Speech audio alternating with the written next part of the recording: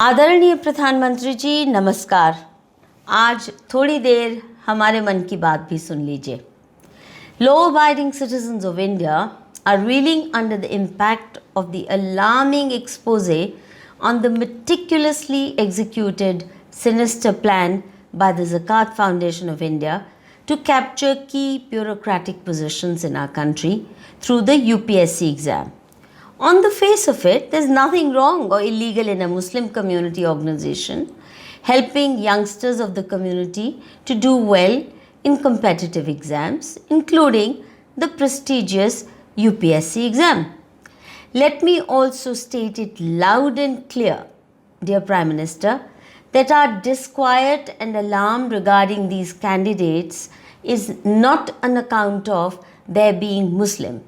Our concern is on account of their links to Zakat Foundation of India and allied organizations. The lightning speed with which Islamic groups managed to get a stay order from the High Court of Delhi to stop Sudarshan News from airing their planned program titled UPSC Naukarshahi Jihad betrays the nervousness and fear of public exposure of the Zakat Foundation of India's agenda. Their clout is evident from the fact that courts have never given stay orders on programs yet to be aired. All this clearly indicates that vested interests coming out in defense of Zakat Foundation of India have much to hide.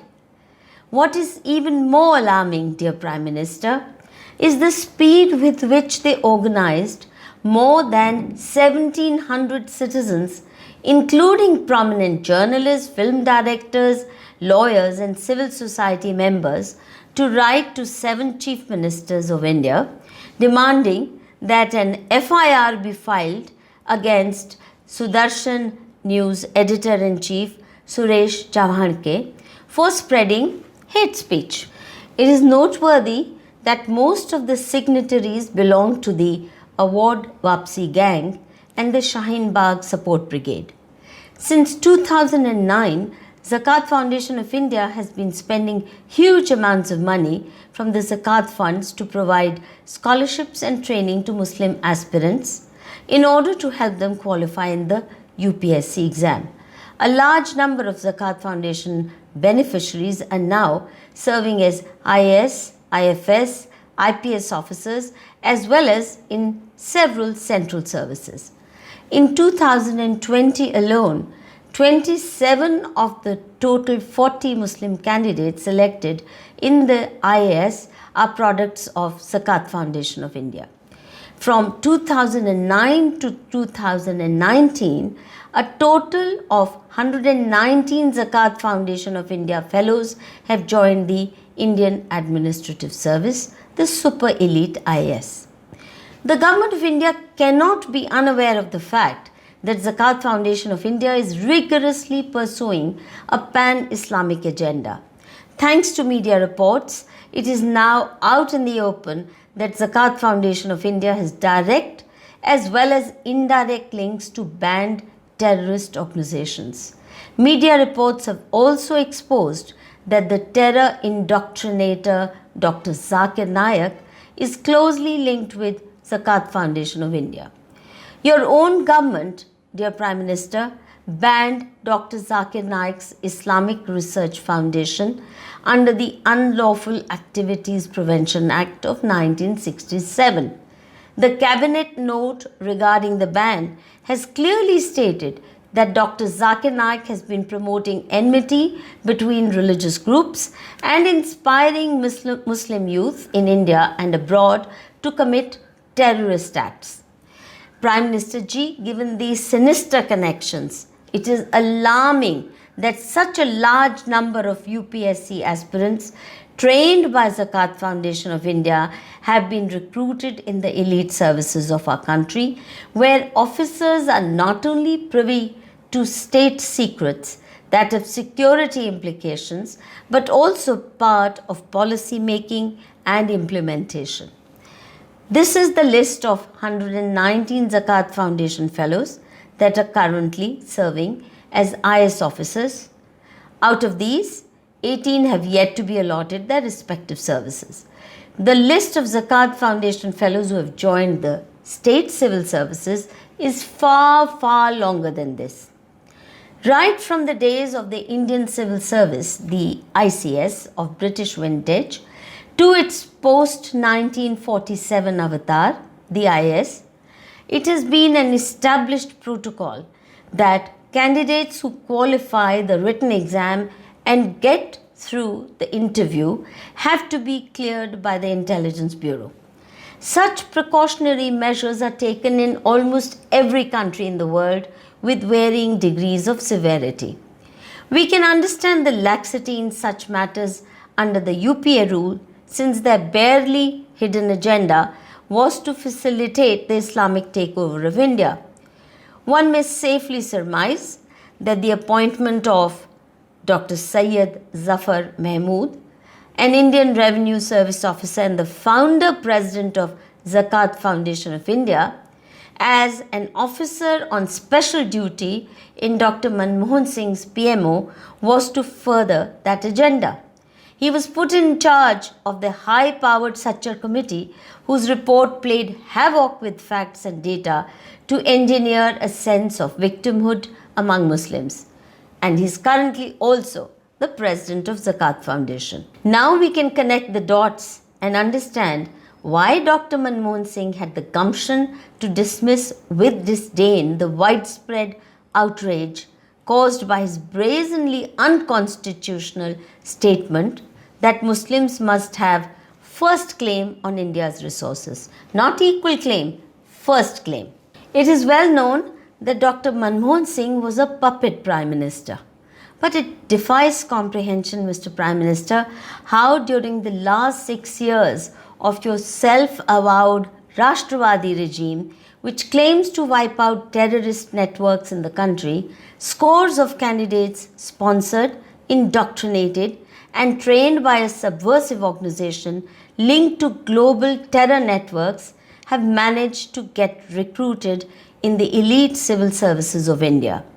We need to know who paralyzed or prevented Intelligence Bureau and RAW from doing proper background check of each of these candidates, especially given the sinister connection of their sponsoring organization.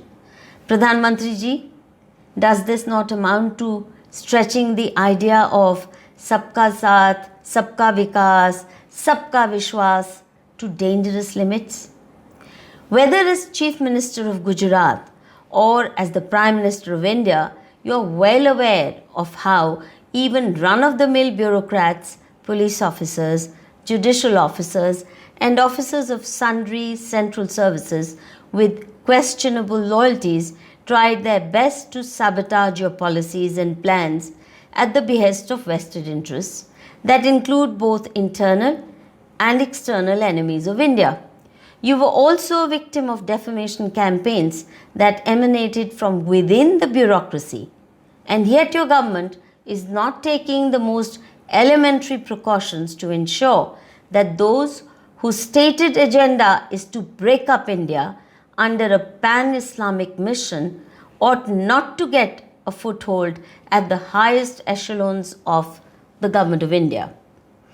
It is a pity, dear Prime Minister, that you need to be reminded that the international partner of Zakat Foundation of India is Medina Trust, which was involved in an attack on the Indian High Commission in London in September 2019. This is a mere tip of the iceberg of their many unlawful activities. Dr. Zahid Ali Parvez, a trustee of Medina Trust, is also a trustee with the Islamic Foundation. The Times had reported that 2 Islamic Foundation trustees were on the UN sanctions list of people associated with the Taliban and the Al-Qaeda. In other words, the links between Zakat Foundation of India, Taliban and Al-Qaeda should have been subjected to thorough investigation long ago. Instead, the Government of India is allowing them to position indoctrinated youngsters into the steel frame of India. This may well prove to be lethal for the security and integrity of our country. The Zakat Foundation of India makes no attempt to hide its intent, Prime Minister Ji. It has openly boasted of its pan-Islamic agenda on its website. However, many links on their website have suddenly vanished in the last few days after recent exposures, but can still be found on several other websites, and we can help you recover them. Therefore, your numerous muddle-headed intelligence agencies do not need much hard work to investigate their intent in sponsoring a large number of UPSC aspirants. Their website is dedicated to ensuring Sharia, that is Islamic law compliance, and the need to streamline zakat and sadaqah administration in the world. According to Zakat Foundation of India, organizational activities must comply with Sharia regulations, and that too under the watchful eye of a Sharia advisory body. It is now well established that through Halalonomics, that is the economic empire of halal certification, Islamists have captured global markets for almost all consumer goods, including medicines, cosmetics, and daily groceries. Through surreptitious means, they have brought about a situation whereby even non-Muslims are contributing billions of dollars and rupees every year to zakat funds, which are in turn used for pan-Islamic agendas and devising ways to subvert democratic societies from within. Civil servants connected with Zakat Foundation of India have been blatant in displaying anti-India proclivities and their pan-Islamic loyalties. A good example is the IAS topper of 2010 batch, Shah Faisal, who is the poster boy of Zakat Foundation of India and is showcased extensively on their website. I, like countless others in India, had naively celebrated his being the first IAS topper from Kashmir, assuming that he would inspire Kashmiri youth to join the mainstream by convincing them that far from discriminating against Muslims, India happily accepts Muslims in the highest echelons of power and as equal partners. But within no time, Shah Faisal showed his true colors. While on study leave in the US in 2018-19, he started ranting madly against India. And on return to J&K after the leave period, he dramatically announced his resignation from the IS to launch a pro-Pakistan political party of his own. To further humiliate the government of India, Shah Faisal recommended Nobel Peace Prize, no less, Nobel Peace Prize for Pakistani Prime Minister Imran Khan.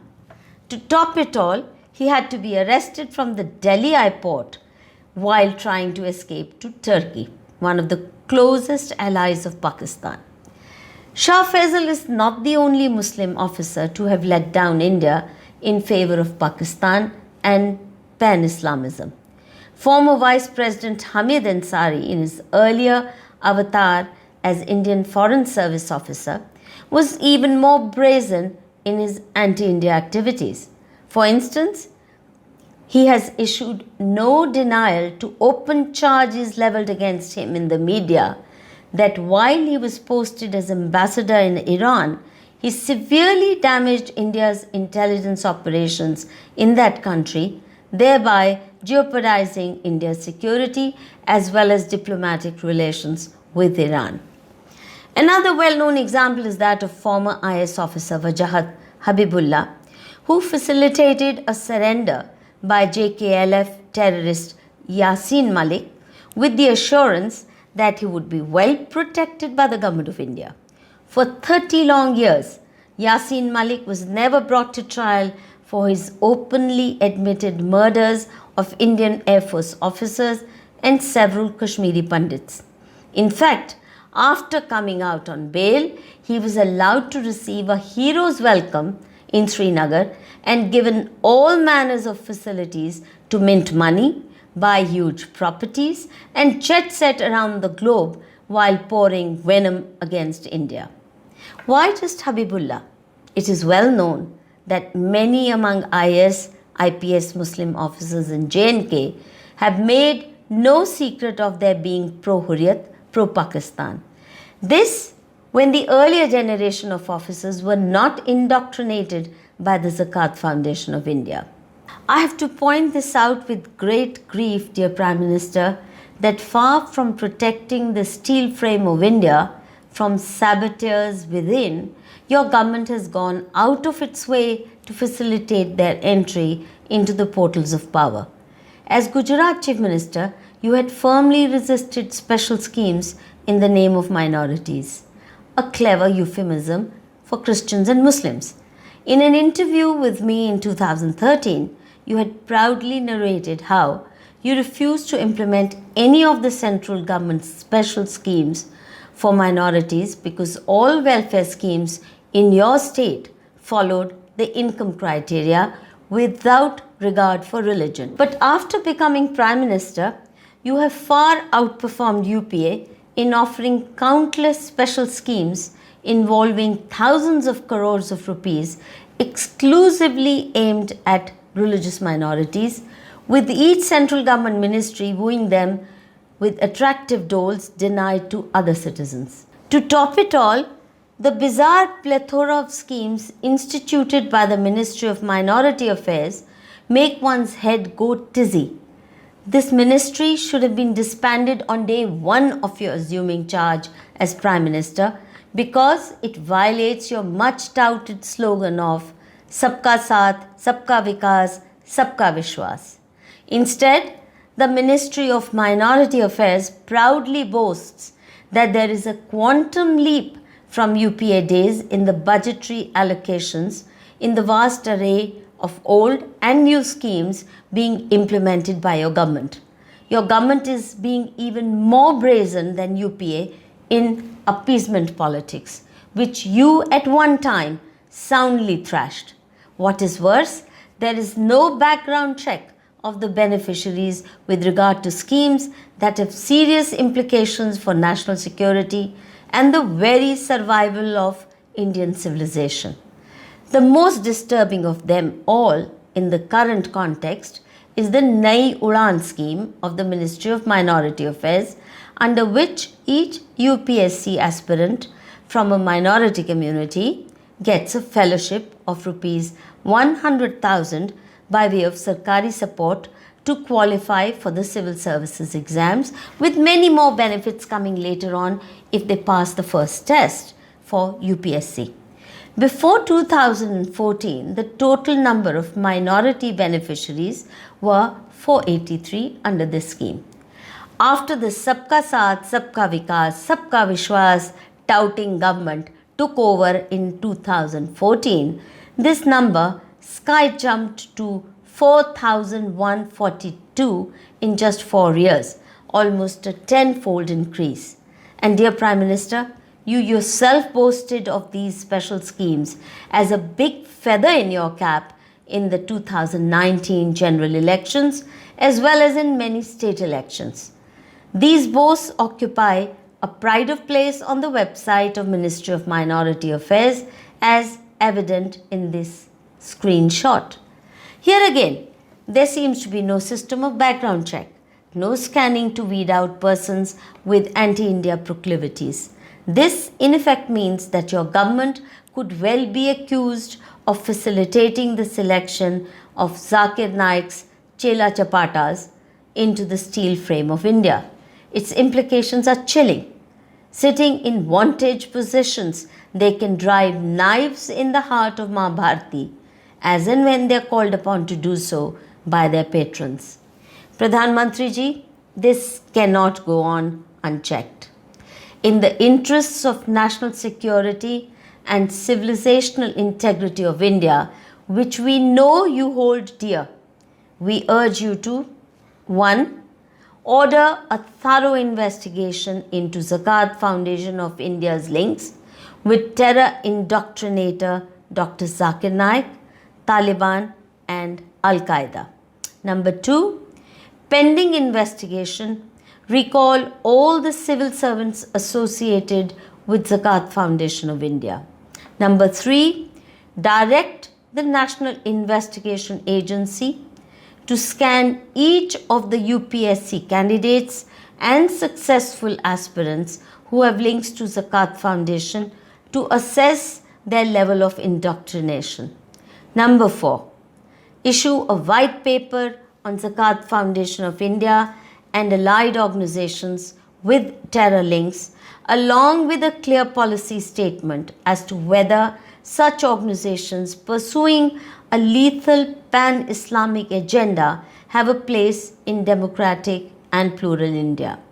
You owe it not only to law-abiding citizens of India, but you also owe it to young Muslims of India, because unless they are warned in time which are the organizations they need to avoid, which are the organizations which have terror links or have subversive intent, how are they going to protect themselves for falling in their trap? I hope and sincerely pray that you will heed this request of mine. Dhanyavad.